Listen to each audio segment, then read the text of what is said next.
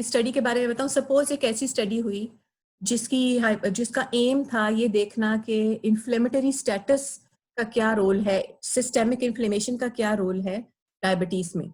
तो उसने क्या किया कि जी नॉर्मल शुगर कंट्रोल के पेशेंट्स लिए, नॉर्मल जिनकी इंसुलिन सेंसिटिविटी नॉर्मल थी, फिर उसने लिए प्री डायबिटिक्स और उसने लिए डायबिटिक्स, और उन्हें सी रिएक्टिव प्रोटीन मेजर कर ली तीनों ग्रुप्स में, और इस तरह ताकि वो सिस्टेमिक इन्फ्लेमेशन को असेस कर सके कि कोई फर्क है कि नहीं। क्वेश्चन के लिहाज से आपने एक सीरियल नंबर हुआ, अब आप लोग वो सीरियल नंबर भी लिख सकते हो या आपके हॉस्पिटल एडमिशन नंबर भी लिख सकते हो या पेशेंट का नाम भी लिख सकते हो, जो उसकी आइडेंटिटी रखना चाहो।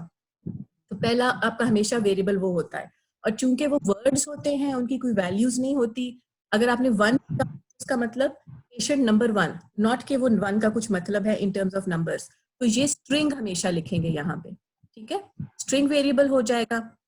फिर आप लेबल में लिखते हो कि ये एक्चुअली जो आप नंबर दे रहे हो ये क्या है। यहाँ पे देखो मैंने लिखा पेशेंट आईडी, इसकी वैल्यूज कोई नहीं है। वैल्यूज का मतलब है कि या तो 1 का कुछ मतलब होता तो मैं यहाँ पे लिख देती, लेकिन 1 just means patient 1, patient 2, patient 3।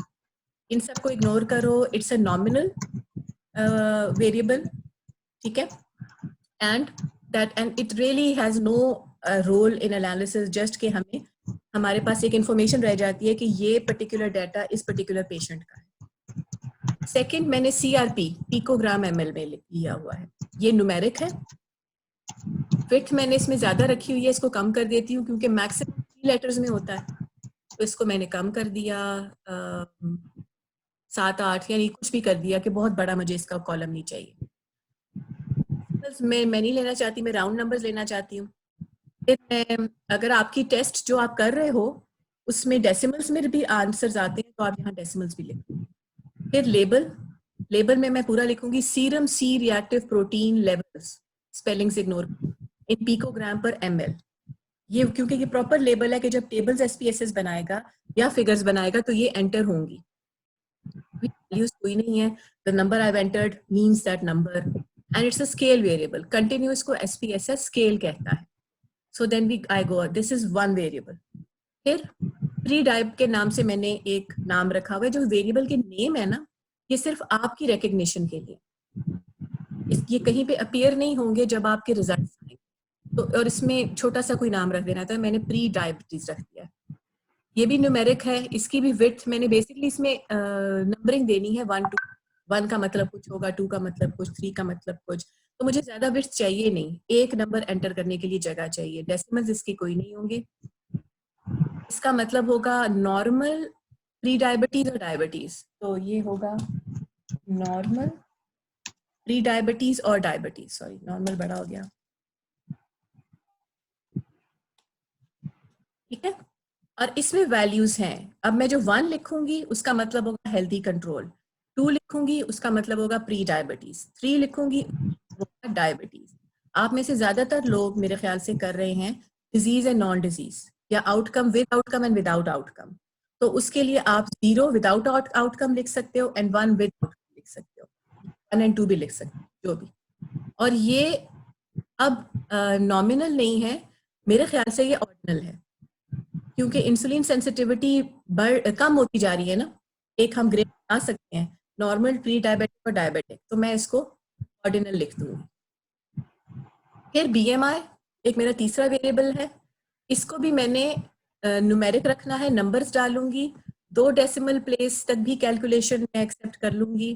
तो अगर 2 डेसिमल स्पेस हैं और 2 नंबर्स हैं तो तकरीबन 4 मुझे स्पेसेस चाहिए, तो 4 लिखूंगी यहाँ पे।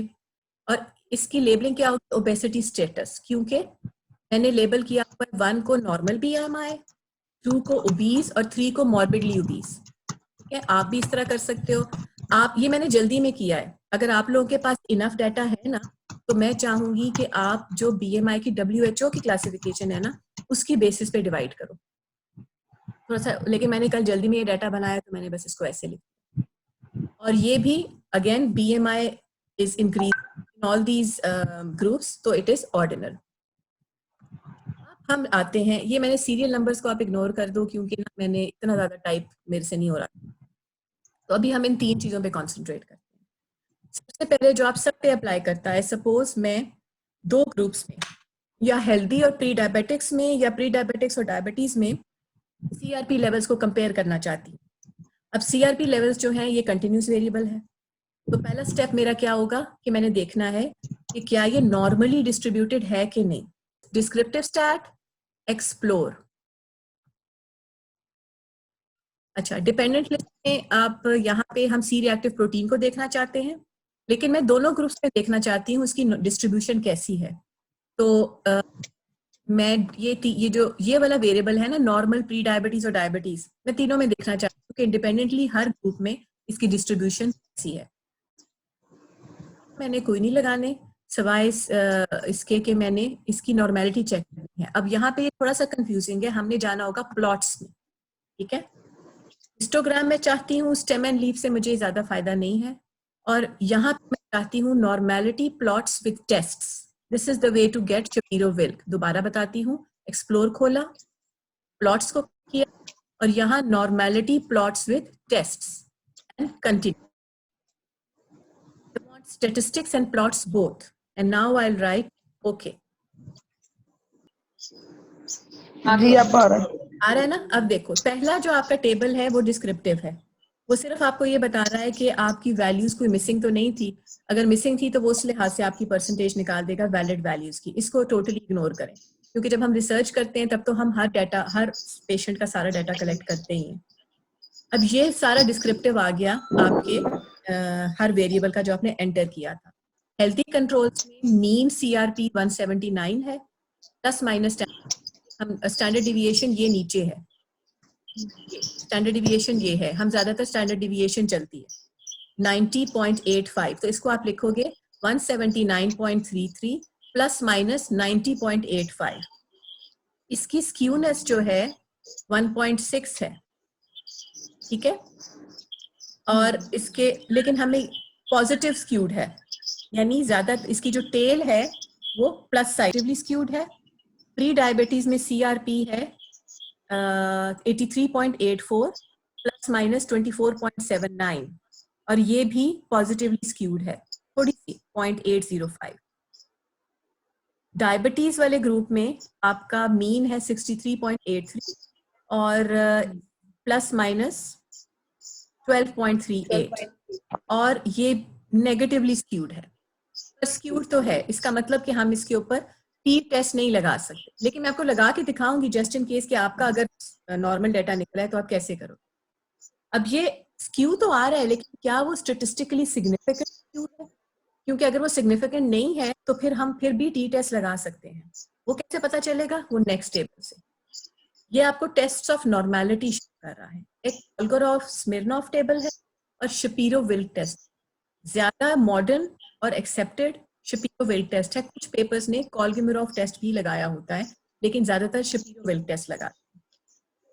ये बता रहा है कि हेल्दी कंट्रोल्स में your null hypothesis is rejected because the difference between your variable and a normal distribution is significantly different. Is significant. देखो p वैल्यू क्या बताती है? इससे डिफरेंस है। अगर p वैल्यू कम होगी, सिग्निफिकेंट होगी, इसका मतलब डिफरेंस है। किस चीज में डिफरेंस? आपके डिस्ट्रीब्यूशन में और एक नॉर्मल डिस्ट्रीब्यूशन। क्योंकि हमारा नल हाइपोथेसिस है कि there is no difference between the distribution of your variable and a normal distribution. लेकिन अगर p वैल्यू सिग्निफिकेंट आ जाती है, इसका मतलब this hypothesis is rejected. An alternate hypothesis कि there is a difference between a normal distribution and your distribution, which means that your distribution is not normal. तो ये healthy control में significantly normal जो है डिफरेंस है, यानी ना healthy controls में नॉर्मेलिटी है, ना प्री डायबिटीज में नॉर्मेलिटी है। Study in the data which I created, this is not normally distributed. Stem and leaf तो हमने नहीं करने थे। आपके हिस्टोग्राम्स में यही बताते हैं। सी रिएक्टिव प्रोटीन आपके हेल्दी कंट्रोल में tail is towards the positive side, so it is positively skewed, और हमें शपीरो-विल्क ने टेस्ट ने बताया कि सिग्निफिकेंट है। इसी तरह ये आपका प्री डायबिटीज ग्रुप में था, इसमें tail is again is towards the positive side, और शपीरो-विल्क टेस्ट ने बताया कि ये सिग्निफिकेंटली स्क्यूड है। ये भी हमें पता चल गया। और जो आपका डायबिटीज था उसमें कम स्क्यू है, लेकिन जो है वो टूवर्ड्स द नेगेटिव साइड है, और ये भी स्लाइटली सिग्निफिकेंट है, 0.05 से कम है। तो अब हमें पहला टेस्ट, जो हमारा टेस्ट था वो ये कंटिन्यूस डाटा पे वो था चेकिंग फॉर नॉर्मेलिटी, ये हमने कर लिया।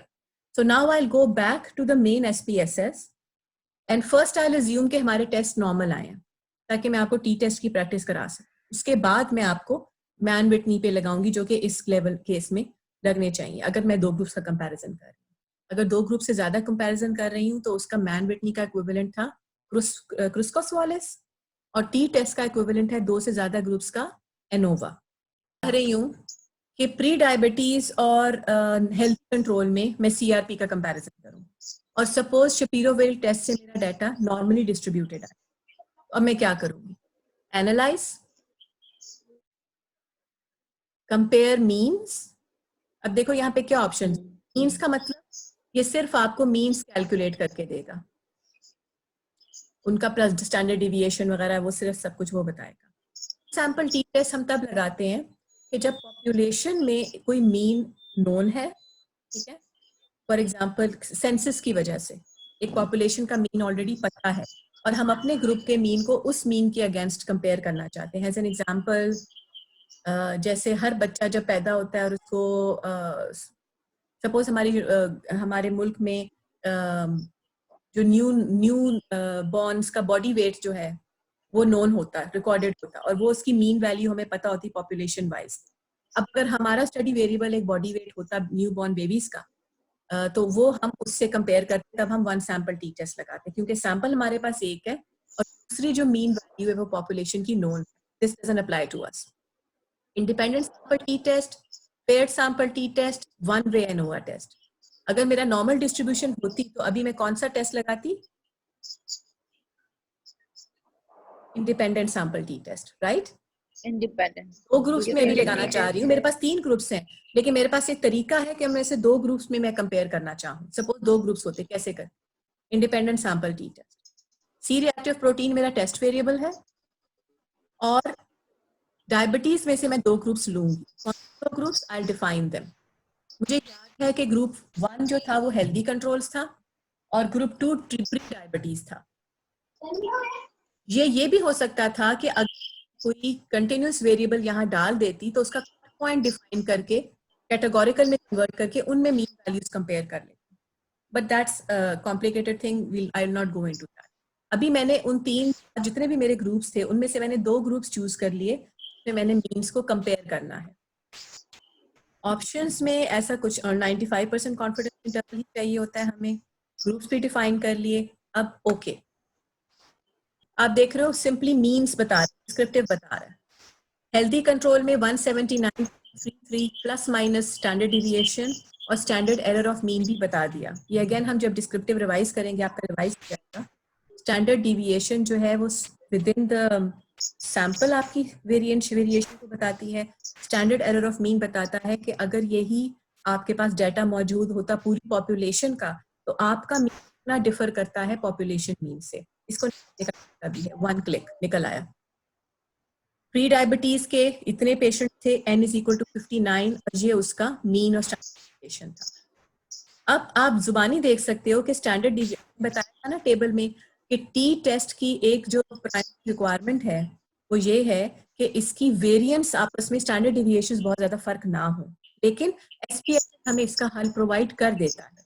ये स्टैंडर्ड डिविएशंस देखने में हमें पता चल रहा है कि बॉडी, लेट्स सी ये सिग्निफिकेंटली डिफरेंट है कि नहीं। एक Levene's test for equality of variance है, और एक T test for equality of mean. अच्छा, टी टेस्ट अलग है। ओके अब ओके। ये लेवीन्स टेस्ट कहाँ पे आता है? क्योंकि हमने टेबल में जो मैंने आपको टी टेस्ट पढ़ाया था और मैंने बताया था कि जो उसकी रिक्वायरमेंट्स हैं उसमें एक रिक्वायरमेंट ये है कि स्टैंडर्ड डिविएशन या वेरिएंसेस, जो कि एक ही चीज को 2 नाम करीब होनी चाहिए, तब आप 2 ग्रुप्स के टी टेस्ट लगा सकते हो आपस में।